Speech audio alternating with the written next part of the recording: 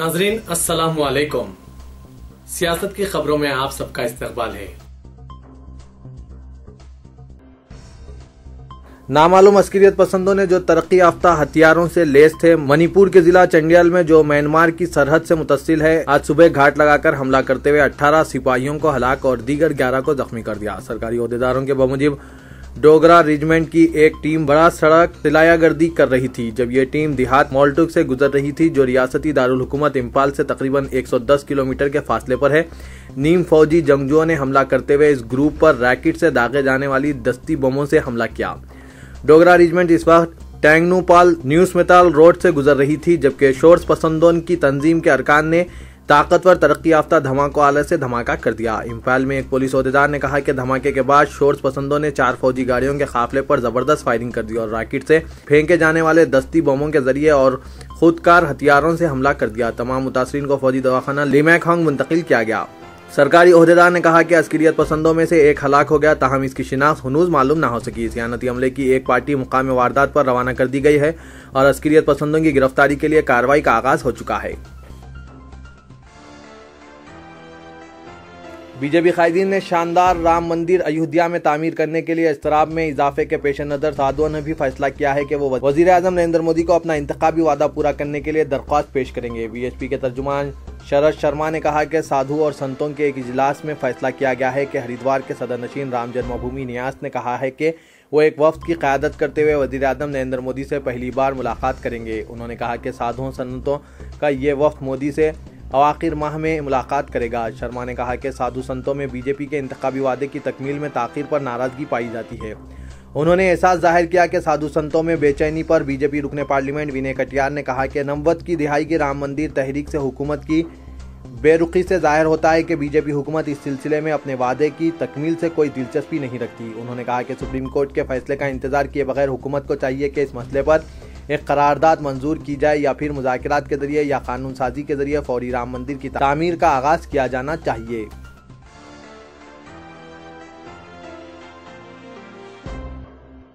वजीर आजम नरेंद्र मोदी की रवादारी और मजहबी तासुब के बारे में बेबाक लब व लहजा न सिर्फ हिंदुत्व हामी ताकतों बल्कि मुतासिब अफराद के खिलाफ है, लेकिन इसका मकसद सिर्फ हिंदुत्व हामी ताकतों को तनकीद का निशाना बनाना नहीं है, बल्कि इन मुतासिब अफराद को तनविया करना है जो हिंदुओं का मजहब तब्दील कर रहे हैं। शिवसेना ने कहा कि इसने ये मामला भगवा एजेंडा बशमुल दस्तूर की दफा 370 और यकसा सिविल कोड के साथ उठाया है। वजीर आजम ने सख्त मौक़िफ़ इख्तियार किया था और कहा था कि फ़िरक़ेवाराना तासुब नाकाबिल कबूल है, लेकिन सवाल ये है कि वो कौन लोग हैं जो फ़िरक़ा परस्त हैं। नरेंद्र मोदी का बयान बढ़ा चढ़ाकर पेश किया गया, जैसे कि इनका मतलब सिर्फ हिंदुत्ववादी थे। बाज़ मखसूस तबक़ात ने ऐसा किया, लेकिन हम नहीं समझते कि नरेंद्र मोदी ने सिर्फ हिंदुत्ववादियों को जहन में रखकर यह तबसरा किया है। शिवसेना ने पार्टी के तर्जुमान सामना के इदारिये में इजहार ख्याल करते हुए कहा कि मोदी ने हाल ही में कहा था कि वो फ़र्क व इम्तियाज़ या तशद्दुद किसी भी फ़िरक़े के खिलाफ बर्दाश्त नहीं करेंगे। उन्होंने इसमें अक़लियत दुश्मन तबसरों को भी शामिल किया था जो संघ परिवार के बाद कायदीन ने किए थे, और उन्होंने कहा था कि यह तबसरे बदबख्ताना और गैर ज़रूरी है।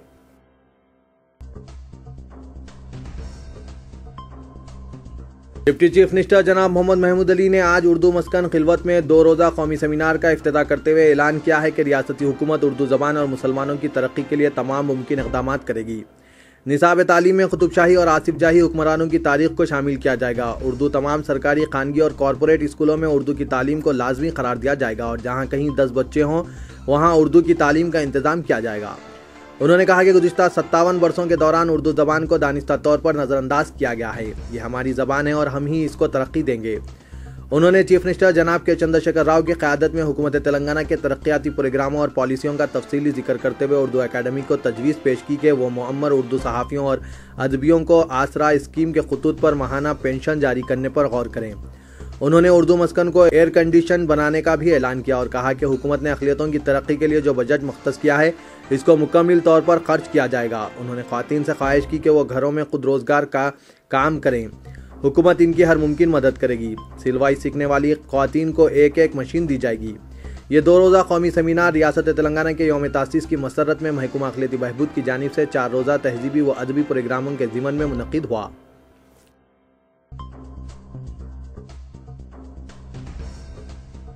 सालारजंग म्यूजियम मुल्क में पहले ऐसे अजायब खाने की फहरिस्त में शामिल हो चुका है जो कि शमसी तौनाई का हामिल बन चुका है। 2012 में सालारजंग म्यूजियम इंतजामिया ने म्यूजियम को मुकम्मल तौर पर सोलार सिस्टम के जरिए चलाने का फैसला किया था, लेकिन अब सालारजंग म्यूजियम इंतजामिया ने म्यूजियम में 500 kW का सोलार प्लांट नस्ब करते हुए इसे अमली जामा पहना दिया है। सालारजंग म्यूजियम में छत पर नस्ब किए गए सोलार पावर प्लांट के लिए जुमला 2 करोड़ 20 लाख रुपए खर्च किए गए, जिसमें वजारत गैर तजदीदी तौनाई की जानिब से 30% की सब्सिडी शामिल है।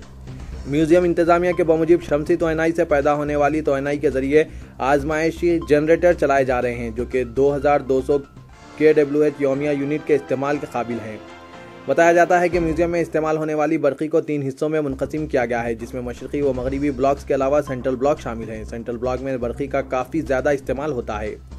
ए नागेंद्र रेड्डी, डायरेक्टर म्यूजियम, ने बताया कि अंदरून 1 माह मुकम्मल म्यूजियम को शमसी तौनाई से मरबूत कर दिया जाएगा और म्यूजियम में मौजूद सिक्योरिटी सिस्टम का भी इन्हिसार इसी पर होगा।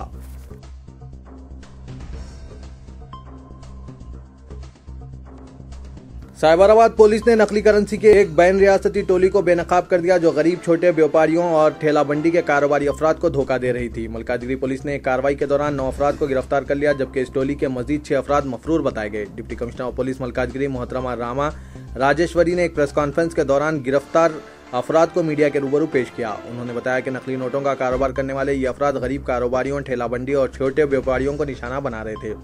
पुलिस ने इनके कब्जे से 1000 की नोटों पर मुश्तमिल 1.5 लाख रुपए, नकली करेंसी 20,000, असली करेंसी 7 सेलफोन जब्त कर लिए। डीसीपी ने बताया कि झारखंड रियासत से ताल्लुक रखने वाली टोली हैदराबाद के चंद सरगनों के हमरा नकली नोटों का कारोबार कर रहे हैं। उन्होंने बताया कि 25 साला सैयद अली, 20 साला अबू बकर शेख, 23 साला सुल्तान शेख, 23 साला आलमगीर आलम उर्फ बहादुर, 20 साला शमीम शेख साकिनान झारखंड के अलावा 32 साला जियाउल हक साकिन मगरबी बंगाल, 26 साला के माला रेड्डी और 57 साला शेख सुल्तान साकिनान केसरा को गिरफ्तार कर लिया गया, जबकि इस टोली के दीगर अफराद बशमुल असल सरगना सुभान शेख, नसीर राज मोहम्मद और के राम रेड्डी मफरूर बताए गए हैं।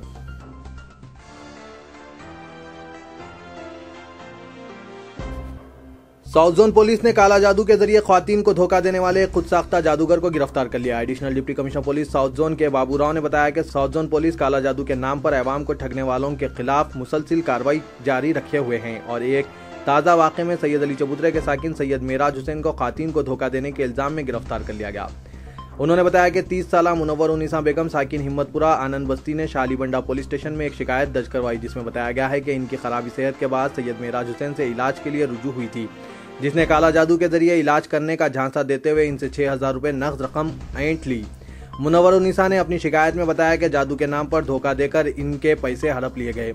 इसी किस्म की एक और शिकायत अहमदी बेगम साकिन खिलवत ने हुसैनी आलम पुलिस स्टेशन में दर्ज कराई, जिसमें सैयद मेराज हुसैन के खिलाफ ये इल्जाम आयद किया कि उन्होंने अपने 23 साला बेटे मोहम्मद यूसुफ की खराबी सेहत के सबब मेराज से इलाज के लिए रुजू हुई थी, जिस पर इसने काला जादू के जरिए इलाज का दावा करते हुए 35,000 रुपए हड़प लिए।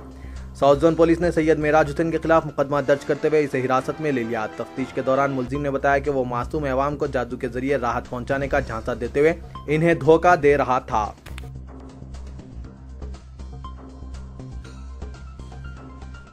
शेख अल्ताफ अहमद कत्ल केस में मुलविस 2 मुलजिमीन को फलकनुमा पुलिस ने गिरफ्तार कर लिया। एडिशनल डिप्टी कमिश्नर पुलिस के बाबूराव ने बताया कि 2 मई को सुबह की अव्वलीन सातों में सैयद हसन उर्फ छोटू और इसके भाई सैयद यूसुफ ने अल्ताफ का गला काट कर बहमाना तौर पर कत्ल कर दिया था। उन्होंने बताया कि मकतूल अल्ताफ अहमद और सैयद हसन ने अगस्त 2013 में बहादुरपुरा इलाके में शेख साजिद का कत्ल किया था और इन्हें 3 माह के लिए जेल भेज दिया गया था। जेल से रिहाई के बाद सैयद हसन आए दिन अल्ताफ से रकम वसूल करता था और इसे दावत में शिरकत के बहाने शेख साजिद के कत्ल केस में मुलविस करने पर बरहम था। 2 मई की शब अल्ताफ और हसन ने अफजलगंज इलाके में शराब नोशी की और अपने मकानात को वापस चले गए, लेकिन रात 1 बजे हसन ने अल्ताफ को फोन करते हुए इसे अपने मकान तलब किया, जहां पर दोनों के दरमियान झगड़ा हुआ। बादशाह सैयद हसन और इसके भाई सैयद यूसुफ ने शेख अल्ताफ का चाकू से गला काट दिया। पुलिस ने मुलजिमीन के कब्जे से कत्ल में इस्तेमाल किया गया हथियार बरामद कर लिया। तो ये था आज का खबरनामा। दीजिए इजाजत, खुदा हाफिज।